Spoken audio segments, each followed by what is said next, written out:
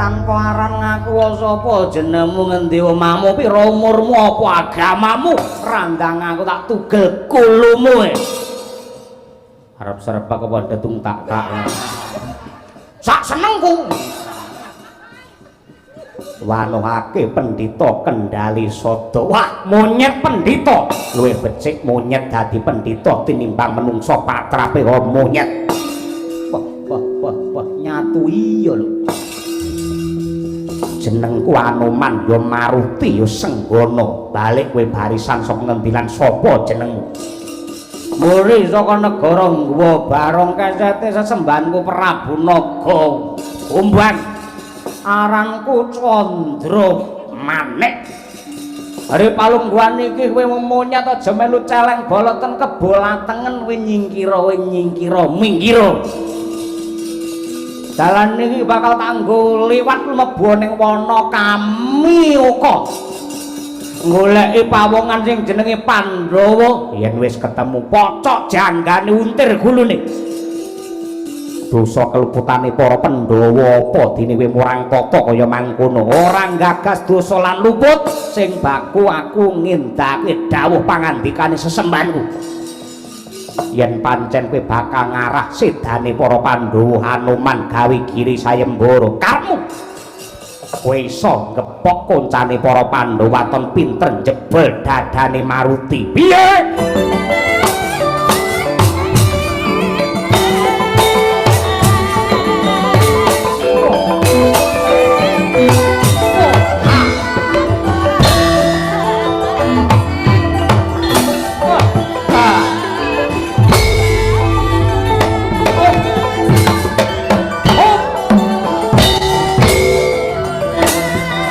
aja minggat rek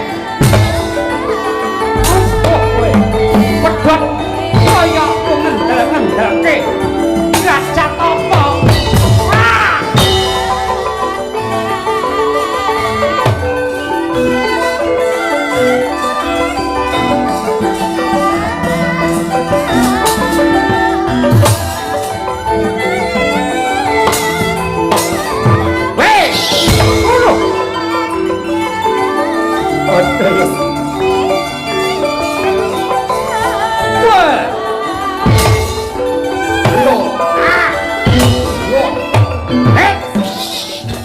ganti ingkang cinarita ora kaya Narendra Agung Nggawa Barong nenggih Prabu Naga Kala Gombang hangawe prawadya bala saking Nggawa Barong pating gereng pating gero candrane nganti kaya macan sewu mungguing krangkengan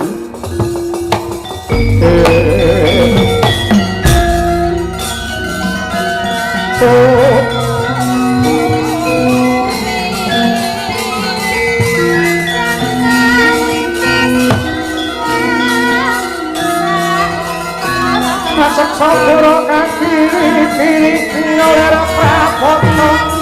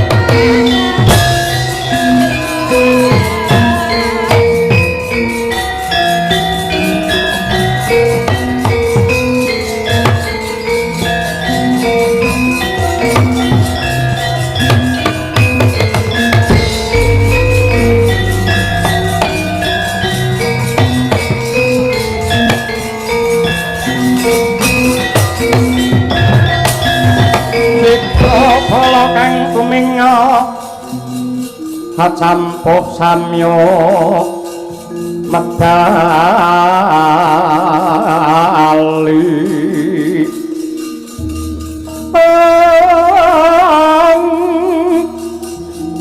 lir patit wilepeng kapa dah yuang kumengon tangipi bencang sangat ji mijelo latinyong ngedali wuwus terus Surawiloka kaya puta singa ragil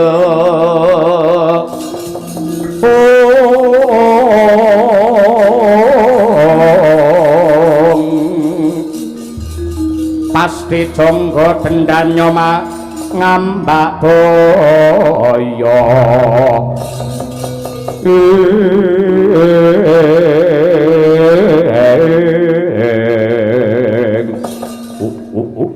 lantan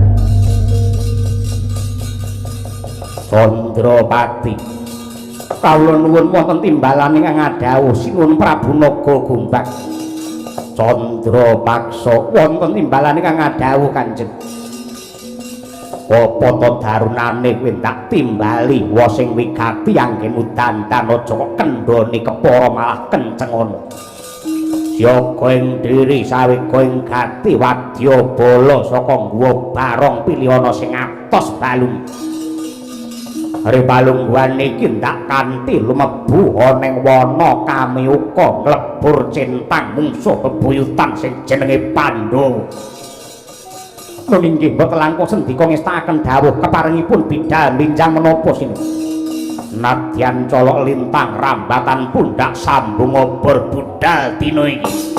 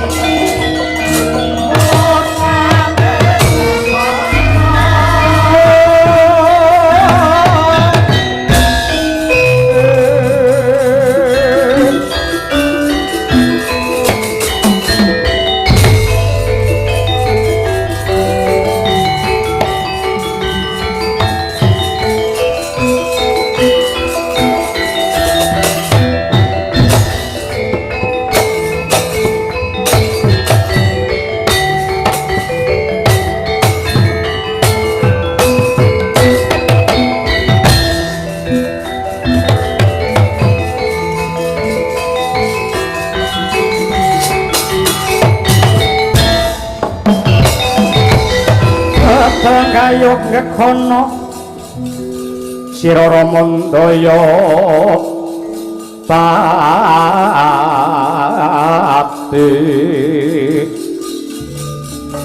ana yaksa guncang krama namane wil katak sini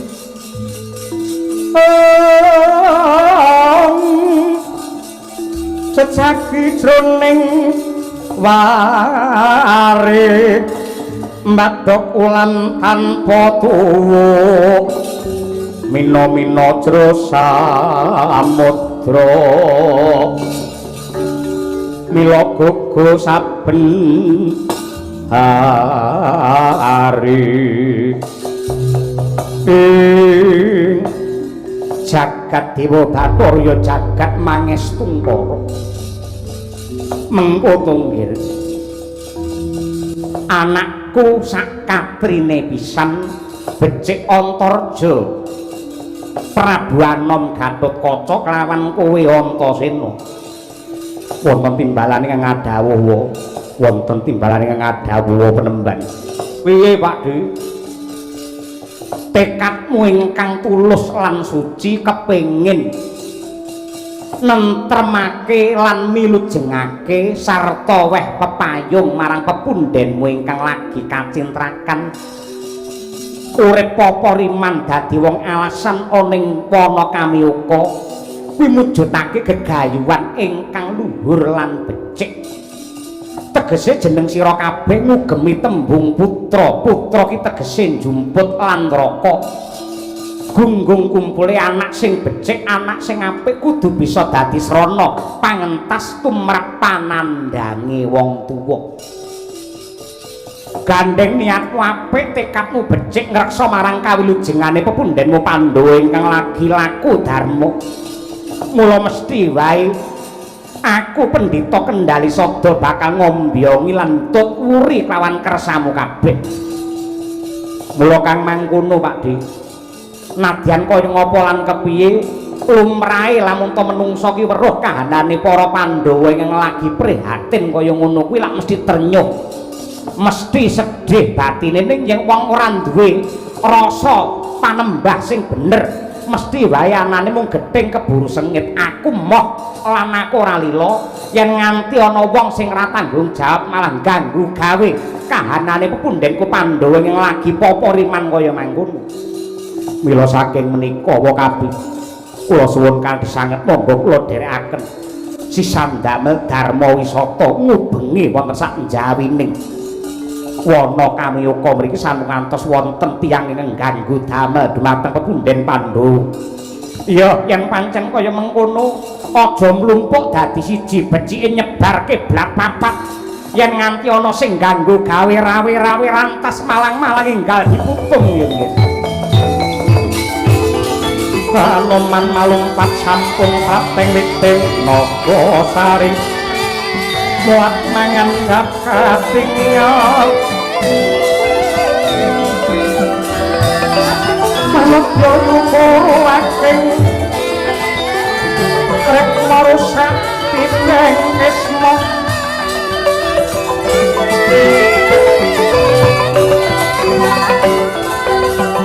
iko kaeksi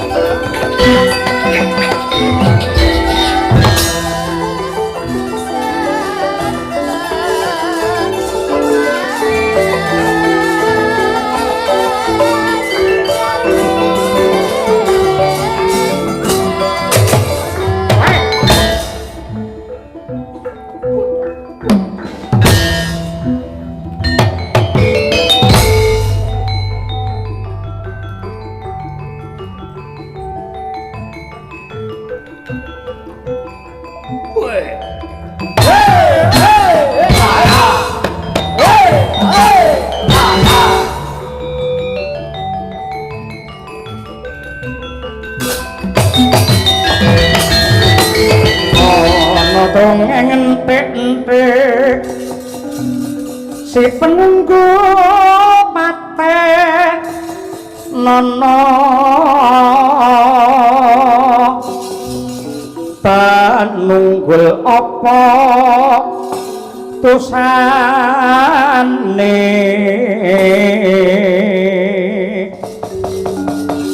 maning kulisa sama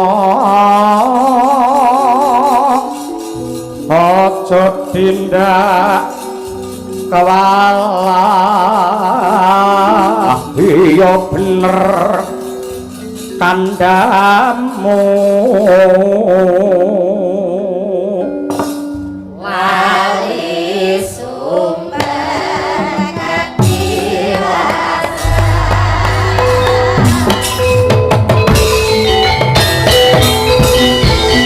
nganti kowe mati tanpa aran ngaku sapa jenengmu ngendi omahmu pira umurmu apa agamamu randang aku tak tugel kulumu arep serebak apa ndetung tak sak senengku wanuhake pendhita kendali sada wah monyet pendhita luwih becik monyet dadi pendhita tinimbang menungso patrape monyet wah nyatu iya lho jenengku Anoman ya Maruti ya Senggono balik kowe barisan saka ngendilan sapa jenengmu muri saka negara Nggawa Barong kesete sesembahanku Prabu Naga Umbang aranku Candra Manik hari palungguhan iki kowe monyet aja melu celeng boloten kebolatengen kowe nyingkira minggira dalan niki bakal tanggo liwat mlebu ning wana Kamiyaka goleki pawongan sing jenenge Pandhawa yen wis ketemu pocok janggane untir gulune dosa keluputane para Pandhawa apa dene kowe murang tata kaya mangkono ora gagas dosa lan luput sing baku aku ngindake dawuh pangandikane sesembahanku yen pancen kowe bakal ngarah sedane para Pandhawa Hanuman gawe giri sayembara kamu kowe iso ngepok koncane para Pandhawa ton pinter jebol dadane Maruti piye Pradama tak lerke netap Sukayaya senepe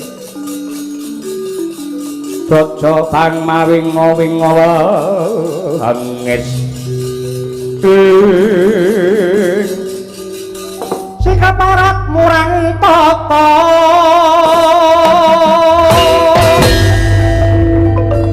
wangi tanding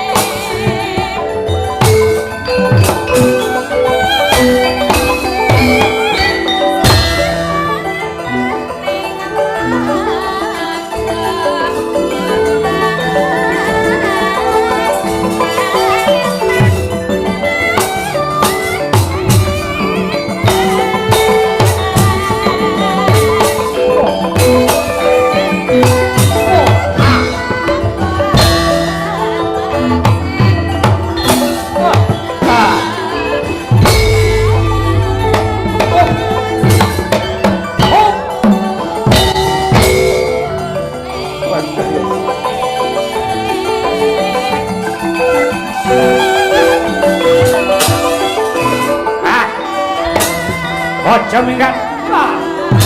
Rek. Pedhot kaya ngendel-ngendelke. Gajah apa?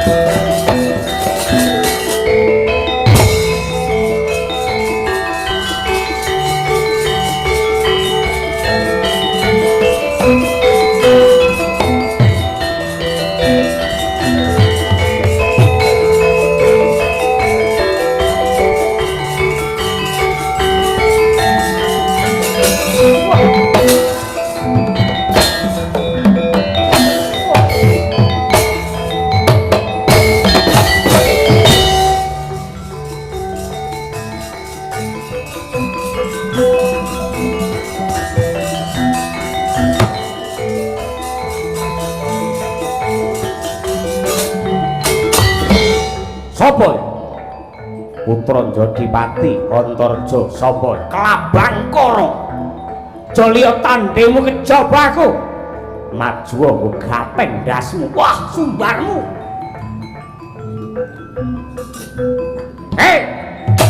wah lho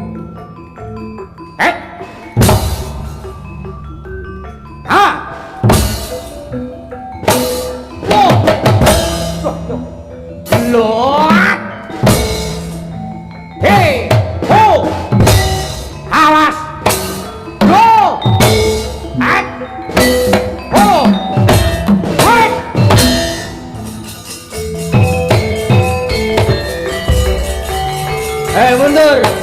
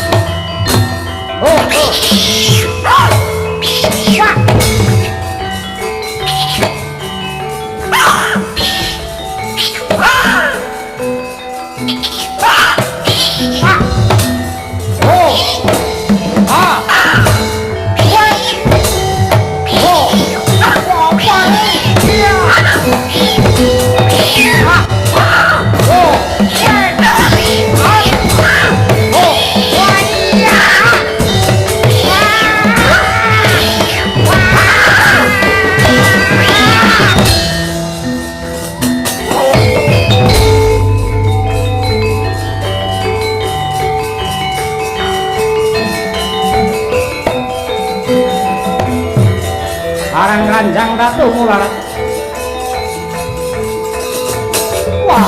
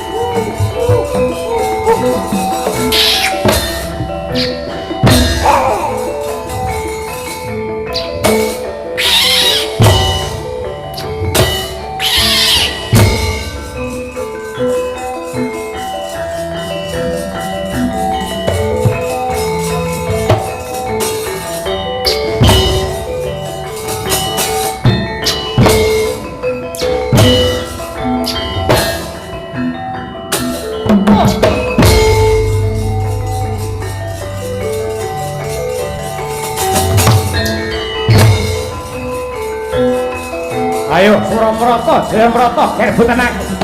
Lakon Arang Kanjang tak temu marang kowe. Aduh!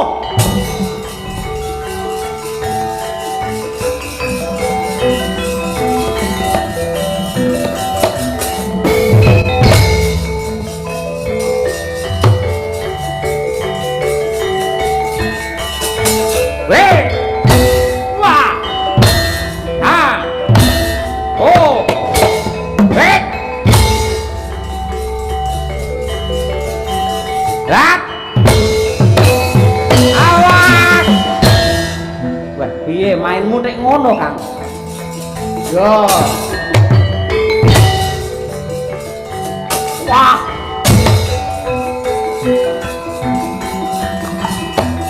Luah. Elah males. Yo.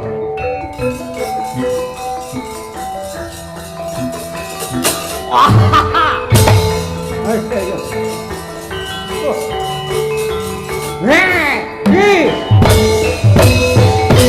Oh. Sorry Kang, sorry. Mata nih.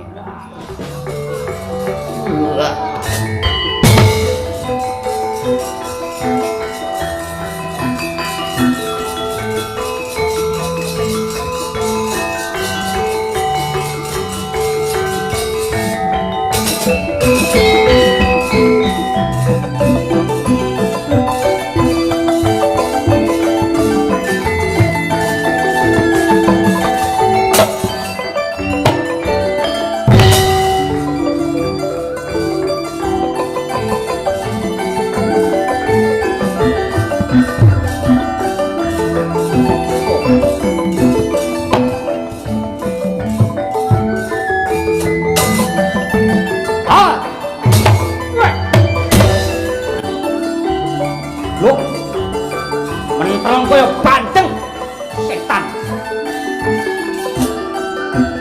Hap. Wong apa yo bae ora. Heh. Aduh yo, iki apa edan aja ditak sike kowe.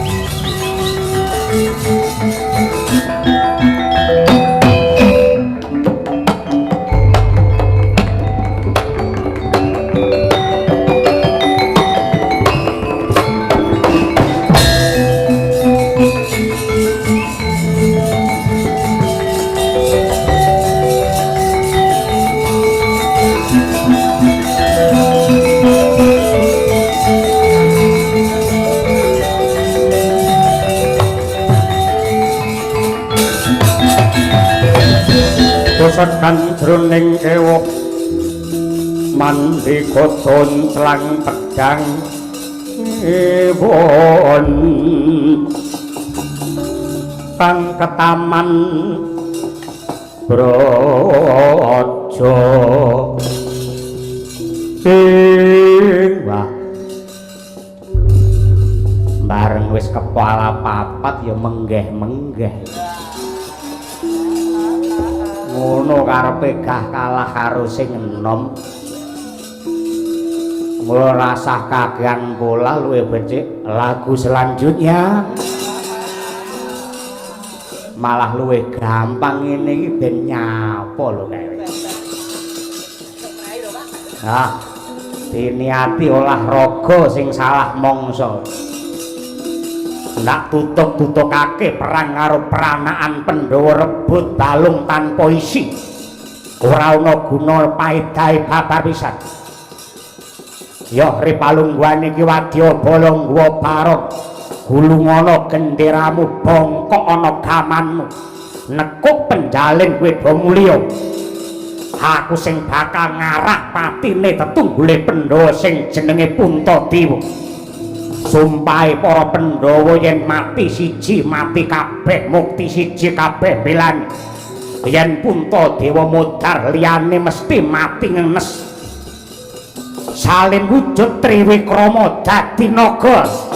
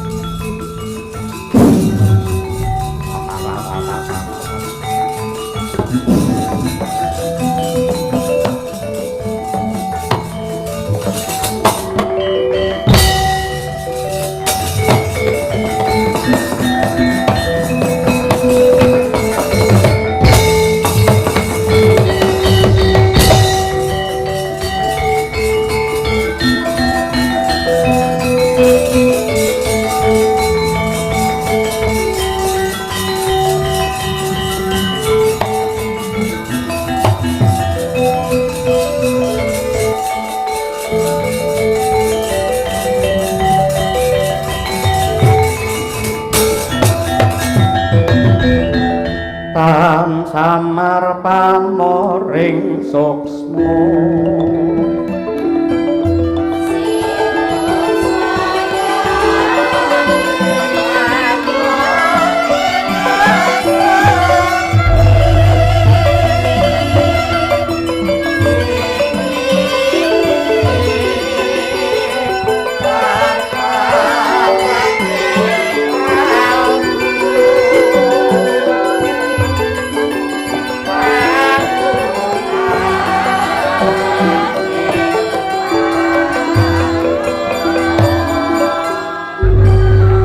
wancine tengah wengi ademe kaya nembus balung sajroning pakuwon tetungguling Pandhawa sang Puntadewa kawis tingal yoga brata nyambung rasa mring Gusti ingkang Maha Nasa mrih payeng paring kayuwanan kawidadan dumateng jagat sawigung kedadak ucap ana swara kumrusak kumelap wujute sinorot rembulan sak glunggung lawer gedene hanenggih sang naga gumbang galak ngakak kumitir petite awake ngungker pakuwon hanglumba sirain bodos lawang ucap sang prayit neng kewo panengah Pandhawa Dyan Arjuna mangkono ya lumepas kang jemparing tugetha janggane naga gombang dadi lan patine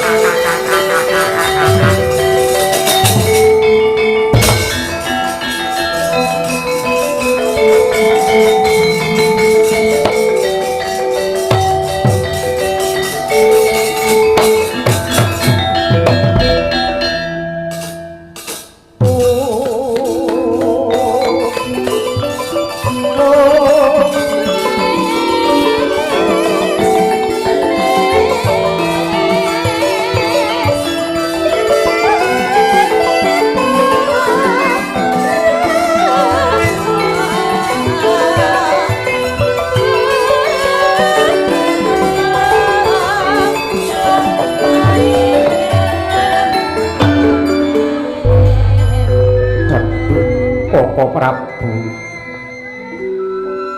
kula nyuwun pangapunten dene patrap kula nyabaraken ganggu damel anggen paduka semedi kula wani cumampaka karana naga gombang ngarah seda paduka Koko Prabu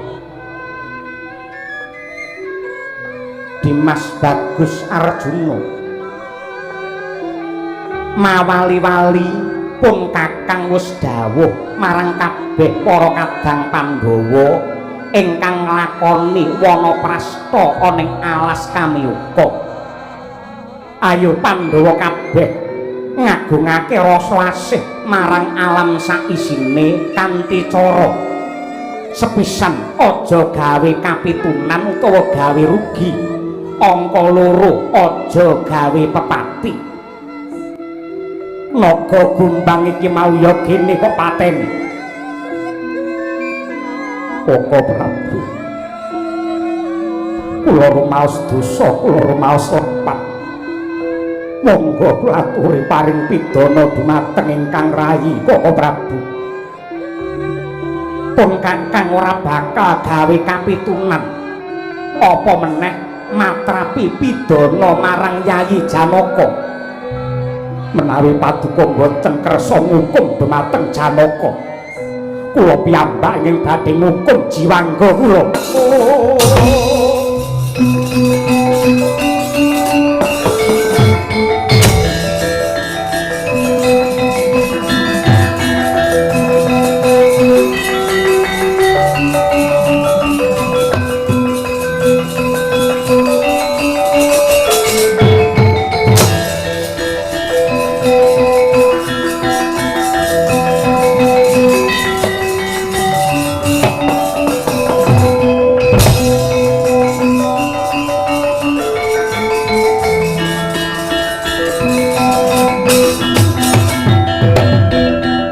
semariku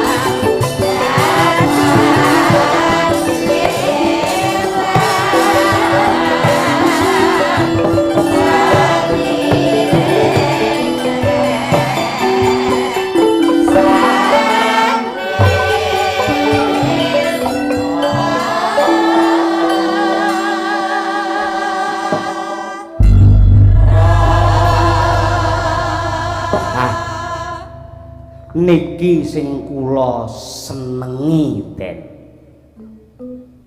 Nadyan sampeyan niku lawas ning kula seneng.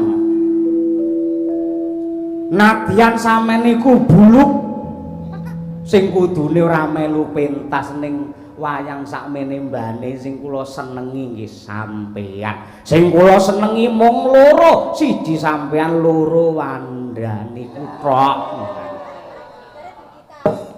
Kalih Virgita.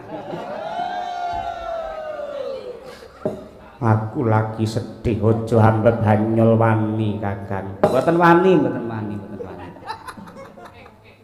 Nun sewu. Bloko suta, blak kotang terus tegang. Blak kotang terus terang. Kula niku seneng ningali ndika anggene jagongan ngalih kakangmu niki wae. Kula saka kaduan niku nyimak ngerti sampeyan iso jagongan karo kakangmu. Aku ki wong njaba nek melu seneng ngoten lho. Niku. Ketitik sing mang jagongke niku sejatine mutiarane wong rembukan. Sampeyan kalih dulurmu ora rebutan bener ning malah rebutan salah. Lho. Anane donya niki geger terus merga kabeh wong racake mung rebutan bener. Banjur benerke awake dhewe lan nyalahke karo wong liya. Sakniki lagi usum tembunge mentereng jarene niku klarifikasi. Ning janjane niku men diarani bener karo wong akeh ngoten niku. Ketoke klarifikasi njaluk ngapura. Asline men diarani bener wis to sak nomer niku. Wong sing rembukan ora tau gelem kalah, anane mung njaluk bener wong ya teka. Niku. Mula sing apik niku menungso aja rebutan bener ning rebutan salah, banjur njaluk ngapura lan mawas diri. Yektine jagat niki badhe tentrem merga wong ngalah niku luhur wekasane. Wong ngalah niku luhur yen perlu ngasar nganti magrib wekasane kok Den. Kakang Badranaya, kanthi lelakon iki aku kepengin apa? Kepengin nyiksa raga mulya jiwa. Mula aku tuntunan lakuku Kyai. Para satriya ora bisa tumindak apa-apa yen ora gandol sarunge Kyai. Nggih, niku sae. Nggih. Nuwun sewu. Sakmangke ndika mapan wonten gunung ingkang nalika rumiyin kula aturaken naminipun Gunung Indrakila. Teng ereng-erenge gunung niku wonten guwa ingkang wingit boten kajamak dene menungsa, naminipun guwa Minta Darsana. Raga sampeyan rapal-apal karo wayang. Teng ereng-erenge Gunung Indrakila wonten guwa sing naminipun guwa Mintaraga. Mila saking menika Mang Minta mring ragamu kipatno nafsumu supaya bisa wening ciptamu Gus.